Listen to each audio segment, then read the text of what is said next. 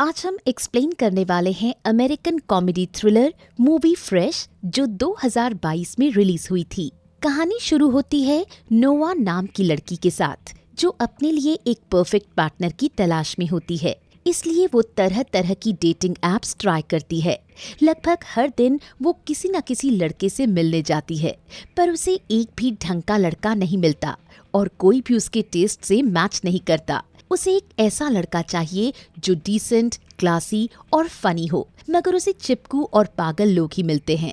ऐसा बहुत बार करने के बाद नोआ हार मान जाती है।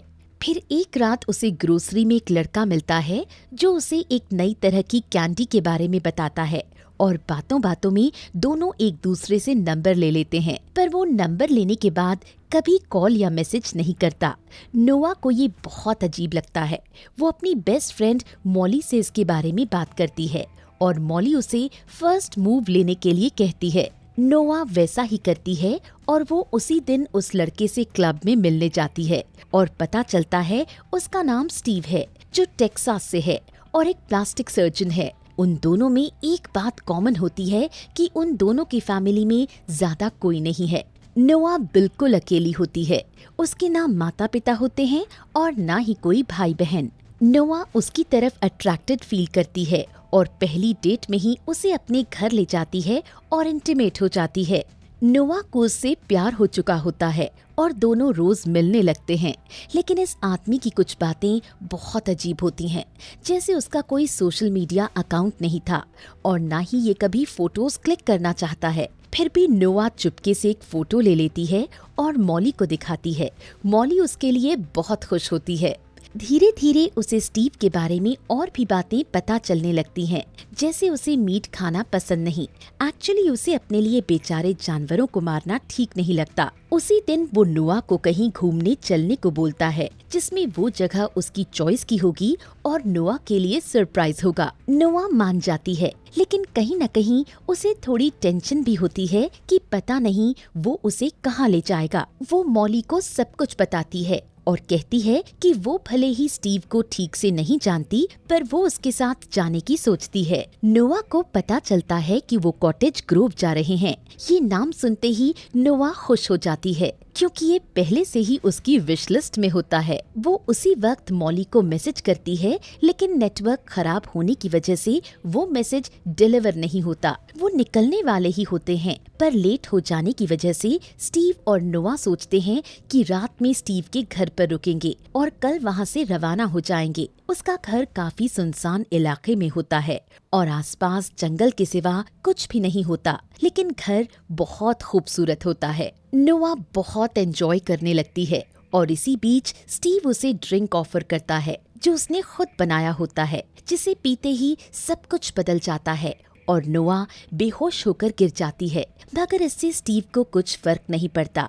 वो आराम से अपना ड्रिंक खत्म करता है और फिर नोआ को खींचकर कहीं ले जाने लगता है। जब नोआ होश में आती है तब वो खुद को एक बंद कमरे में पाती है। उसके हाथ चेन से बंधे होते हैं। उसके सामने स्टीव बैठा होता है और नोआ को अजीब बातें बोलने लगता है जो उसे पहले समझ नहीं आती, लेकिन बाद में जब समझ आती हैं तो वो बहुत डर जाती है। वो नोआ से कहता है उसने उसका किडनैप किया है और वो उसके शरीर से मांस निकालकर उसे बेचेगा और यही उसका मेन बिजनेस है। वो ह्यूमन फ्लैश का डीलर है और स्पेशली औरतों के मांस के बदले उसे बहुत पैसा मिलता है और वो कहता है कि वो उसे मारेगा नहीं, बल्कि धीरे धीरे उसके शरीर से मांस काट काट कर निकालेगा क्योंकि फ्रेश मीट ज्यादा दाम में बिकता है। स्टीव बिना किसी झिझक के इन बातों को बड़े आराम से कहता है। नोआ के हाथ पैर ठंडे पड़ चुके होते हैं और वो जोर जोर से चिल्लाने लगती है,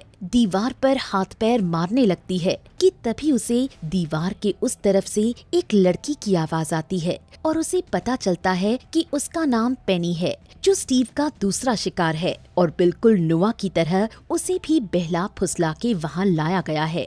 नोआ की तरह उसकी भी फैमिली नहीं होती और इसीलिए किसी ने उसे ढूंढा भी नहीं। स्टीव जानबूझकर ऐसी लड़कियों को अपना शिकार बनाता है जिसकी फैमिली में कोई न हो। उन दोनों के अलावा वहाँ एक और लड़की होती है, मेलिसा, जो पेनी से भी पहले से है और वो बेचारी पागल हो चुकी है। नोआ हार नहीं मानती, वो तय करती है कि कुछ भी करके वो यहाँ से निकलेगी। दूसरी तरफ मॉली भी नोआ से कांटेक्ट करने की कोशिश करने लगती है। पहले तो उसका फोन ही नहीं लगता, पर बाद में उसे 2 मैसेज मिलते हैं जिसमें नोआ ने लिखा होता है कि वो वहाँ पर स्टीव के साथ बहुत एंजॉय कर रही है और कुछ देर के लिए फोन ऑफ रखेगी। इस मैसेज में एक फोटो भी होता है। मॉली को काफी अजीब लगता है कि वो कॉल करने की बजाय मैसेज कर रही है। वो स्टीव के बारे में ऑनलाइन सर्च करने लगती है और टेक्सास में जितने भी हॉस्पिटल हैं, उसमें स्टीव नाम के सारे डॉक्टर्स के बारे में चेक करती है, पर स्टीव उसे कहीं नहीं मिलता। और वो फोटो को जब चेक करती है तो देखती है कि वो इमेज तो गूगल से ली हुई एक रैंडम इमेज है। मॉली समझ जाती है कि कुछ गड़बड़ है। वो सीधा पॉल के पास जाती है, जिसके पास स्टीव ने अपने कार्ड से पेमेंट किया था, और उससे कहती है कि उसको सिर्फ उसका पूरा नाम चाहिए। पॉल मान जाता है। दूसरी तरफ 2 दिन बीत चुके होते हैं और नोआ ने खाना पीना सब छोड़ दिया, पर उसे समझ आ चुका होता है कि ऐसे बहुत दिनों तक नहीं चलेगा। वो स्टीव से कहती है कि उसे नहाना है। स्टीव मान जाता है। वो जैसे ही नोआ को लेकर बाहर निकलता है, नोआ उसके सिर पर मारती है और भागने की कोशिश करती है, पर स्टीव उसे पकड़ लेता है और सजा के तौर पर उसके बैग से मांस काट लेता है। इसी बीच मॉली को स्टीव का रियल नाम पता चल जाता है और साथ में ये भी पता लगता है कि वो शादीशुदा है और अपने परिवार के साथ इसी शहर में रहता है। मॉली उसके घर पहुंचती है, पर स्टीव घर पर नहीं होता। मॉली उसकी पत्नी एन को सब कुछ बताती है, पर वो इन सब बातों पर यकीन नहीं करती। तभी स्टीव घर आ जाता है और मॉली समझ जाती है यही वो आदमी है। वो चुपके से नोआ के फोन में कॉल करती है और फोन स्टीव के पास रिंग होता है।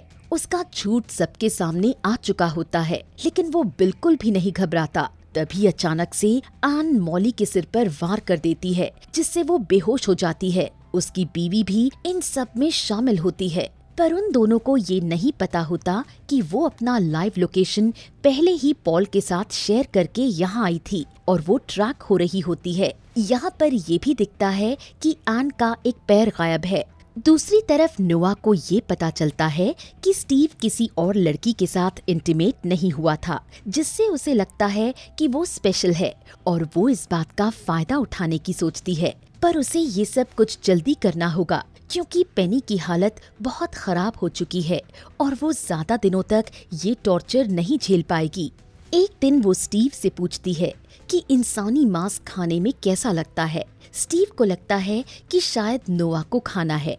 वो उसे कमरे से बाहर ले जाता है और अपने हाथ से बनाया हुआ खाना उसे सर्व करता है। नोआ को खाना देखकर ही घिन आने लगती है और फिर उसे पता चलता है कि वो मेलिसा का मांस है। एक पल के लिए उसके कानों में मेलिसा की आवाज गूंजती है, लेकिन स्टीव का भरोसा जीतने के लिए नोआ बहुत मुश्किल से अपनी डिश को खत्म करती है। लेकिन इससे स्टीव के साथ उसका रिश्ता पहले से बेहतर हो जाता है, मगर उसे पता नहीं होता कि मॉली भी अब उसके हाथ लग चुकी है। उसका भी इस घर में ऑपरेशन किया जा रहा होता है। स्टीव उसे दूसरे दिन फिर से खाने पे इनवाइट करता है। नोआ को एक बहुत इंटरेस्टिंग सी पेंटिंग दिखती है, मगर वो असल में एक पैनल था जिसके नीचे उसने सारी लड़कियों का सामान स्टोर किया हुआ था।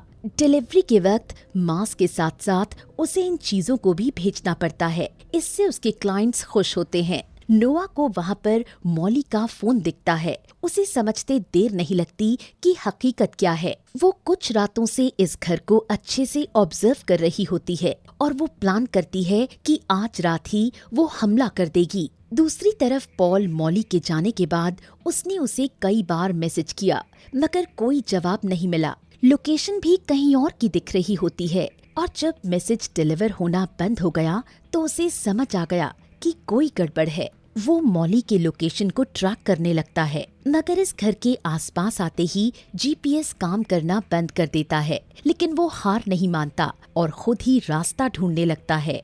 इसी बीच नोआ और स्टीव इंटीमेट होने लगते हैं और वो मौका पाते ही उसकी पैंट से उसके पैर बांध देती है और उसके प्राइवेट पार्ट को काट देती है। उसके बाद उसकी आंखों में टूथपेस्ट डालकर वहाँ से भाग निकलती है। बाहर आते ही उसे एक चाबी दिखती है जिससे वो स्टीव को लॉक कर देती है और अपने दोस्तों को बचाने के लिए दूसरी तरफ भागती है। फिर वो मॉली को बाहर निकालती है और उसके बाद पेनी को। पेनी की हालत थोड़ी खराब होती है जिसकी वजह से वो ठीक से चल भी नहीं पाती। मॉली उसकी मदद करती है और वो तीनों मिलकर बाहर की तरफ भागने लगते हैं।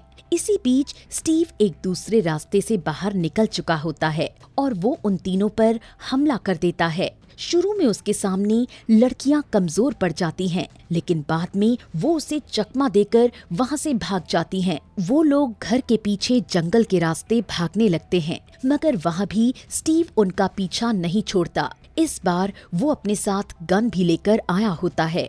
उसे कंफ्यूज करने के लिए तीनों अपना अपना रास्ता अलग कर लेती हैं। स्टीव नोआ को अकेला पाकर उस पर हमला कर देता है, मगर तभी बाकी दोनों भी वहां आ जाती हैं और एक साथ स्टीव पर हमला कर देती हैं। अंत में नोआ उसी की गन से उसे शूट करके मार डालती है। दूसरी तरफ पॉल और एन भी उस घर में आ चुके होते हैं। दोनों गोली की आवाज सुनकर बाहर की तरफ भागते हैं। एन को ढूंढने पर स्टीव की लाश मिल जाती है, मगर उसे देखकर उसे कोई फर्क नहीं पड़ता। वो अपने गार्ड से लाश को कोल्ड स्टोरेज में डालने को बोलती है और उस जगह को साफ करने को कहती है। अब वो लड़कियों को ढूंढने लगती है, क्योंकि अगर वो बच गए तो दुनिया को पता चल जाएगा उनके इस बिजनेस के बारे में और वो फंस जाएगी। उसे ज्यादा दूर नहीं जाना पड़ता, क्योंकि नोआ अपना फोन लेने इसी तरफ आ रही होती है। एन उस पर हमला कर देती है और उसे चोक करके मारने की कोशिश करती है, लेकिन नोआ एक चाबी से उसके गले पर वार कर देती है और मॉली को मदद के लिए बुलाती है। मॉली एक शवल से एन को मार डालती है और आखिरी में ये तीनों लड़कियां आजाद हो जाती हैं और यहाँ मूवी एंड हो जाती है। अगर कहानी अच्छी लगी हो तो वीडियो को लाइक कीजिएगा, चैनल को सब्सक्राइब करना ना भूलें और कमेंट में बताएं कि आप नेक्स्ट कौन सी मूवी का एक्सप्लेनेशन देखना चाहेंगे। Thank you for watching.